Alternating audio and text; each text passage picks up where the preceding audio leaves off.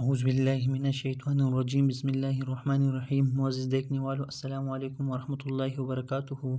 معزز دیکھنے والوں، آج ہم ایسی دعا سیکھیں گے کہ اگر کسی کو ایسی بیماری ہو جس کو خود بھی سمجھ میں نہ آتی ہو یا لا علاج بیماری ہو، تو مریض کو خود اس آیت شریفہ کو کثرت پڑھا کرنے سے انشاءاللہ تعالی بہت جلد سکون مل جائے گا اور لا علاج بیماری ختم ہو جائے گی۔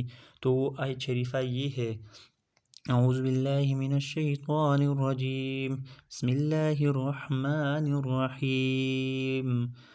ربہ انی مسنی الضر وانت ارحم الراحمین۔ ایک دفعہ اور سن لیں: ربہ انی مسنی الضر وانت ارحم الراحمین۔